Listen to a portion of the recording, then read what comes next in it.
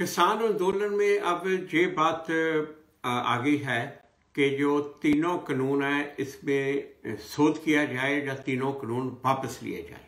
अब जो सरकार कह रही है कि ये कानून रखो और इसमें सिर्फ शोध करो जो करने हैं, मगर किसान जत्थेबंदियां ये कह रही हैं कि ये तीनों कानून वापस लिए जाएं।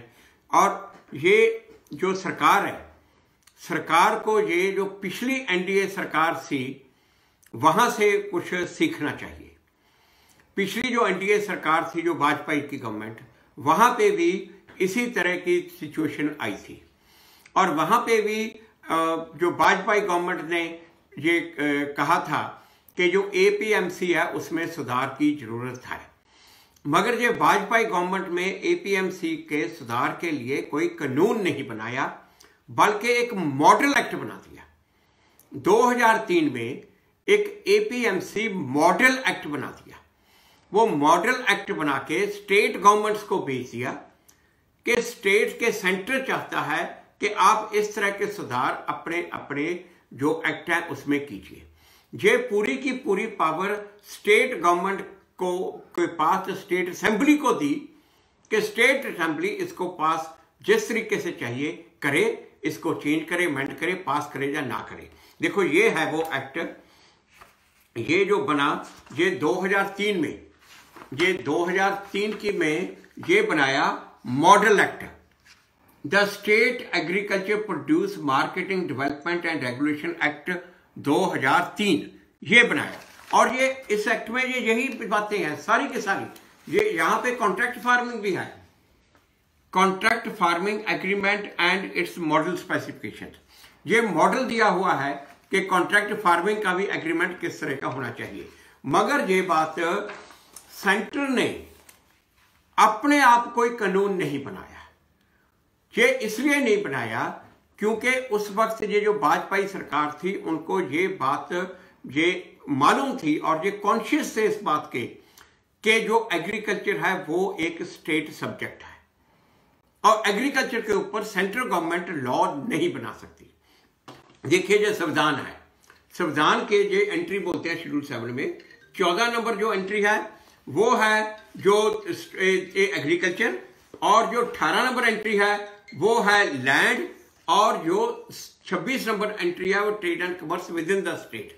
और तब जो उस टाइम की सरकार, एनडीए की सरकार ने इस बात को माना कि संविधान सेंट्रल गवर्नमेंट को कानून बनाने की पावर नहीं देता, इसलिए उन्होंने ये मॉडल बनाया और स्टेट्स को भेज दिया कि स्टेट अपने अपने असेंबली में इसको जिस तरह चाहे उस तरह से पास कर रहे। कुछ स्टेटों ने पास किया है, कुछ ने अमेंड किया है, कुछ स्टेटों ने पास नहीं किया, मगर स्टेट की पावर विड्रॉ नहीं की, खत्म नहीं की।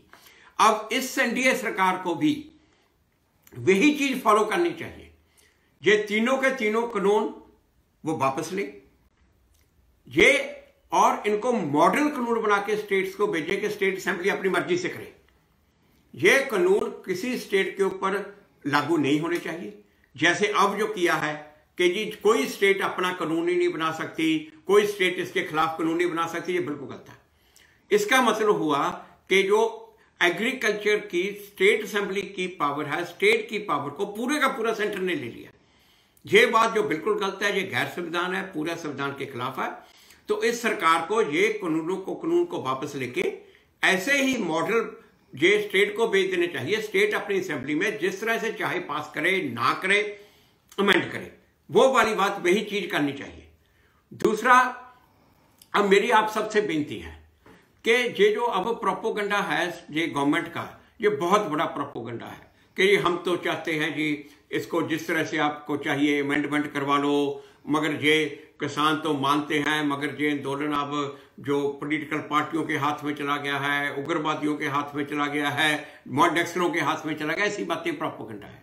मगर ये प्रोपोगंडे को हमें मीट करना चाहिए और खास करके जो नॉन पंजाबी ग्रुप है वहां पे आप ये पोस्टें डालो और वहां पे ये बात बताओ कि किसान जत्थेबंदियां ये कानून वापस लेने को क्यों कह रही है। ये जो लोगों को ये मालूम होना बहुत जरूरी है ये हिंदी में और इंग्लिश में ये पोस्टें डालो और लोगों को ये बताओ कि सेंटर की जब पावर ही नहीं है, अगर ये कानून यहां रहते हैं तो इसका मतलब ये पूरा संविधान के खिलाफ है। इसका मतलब ये फेडरल स्ट्रक्चर को पूरा चैलेंज है। फेडरल स्ट्रक्चर एक तरह से खत्म करने वाली बात है, स्टेट की पावर को खत्म करने वाली बात है। तो ये बेसिक ये संविधान के खिलाफ है। ये अब मुद्दा ये है कि क्या ये सरकार संविधान को मानेगी या नहीं मानेगी, क्या ये सरकार स्टेट की पावर को मानेगी या नहीं मानेगी। ये बात बहुत जरूरी है। आप जहां जहां बैठे हैं अपने सर्कल में, अपने प्रोफेशन में, ये बात सबको कहिए। देखिए जहां पे बार काउंसिल में मैंने सब वकीलों को ये बात कही, वो तो सब समझते हैं, ये बात मानते हैं। और ये पहली बार है कि सुप्रीम कोर्ट बार एसोसिएशन ने किसी आंदोलन को इस तरह से सपोर्ट किया। मगर ये वकील तो ये बात समझते हैं कि ये जो इन्फ्रिंजमेंट ऑफ फेडरल स्ट्रक्चर है, मगर ये लोगों को भी ये बात बतानी चाहिए। और जैसे ये पब्लिक सिंपैथी इस आंदोलन को मिल रही है अब तक, ये बहुत अच्छी बात है, बहुत एनकरेजिंग है। और इसी तरह हम ये जो सभी लोगों का साथ लेके, सभी वर्गों का साथ लेके साथ में चलते रहे तो वो दिन दूर नहीं है जिस दिन इस किसान आंदोलन में जीत होगी और सरकार को ये तीनों कानून वापस लेने ही पड़ेंगे। बहुत बहुत शुक्रिया, मेहरबानी।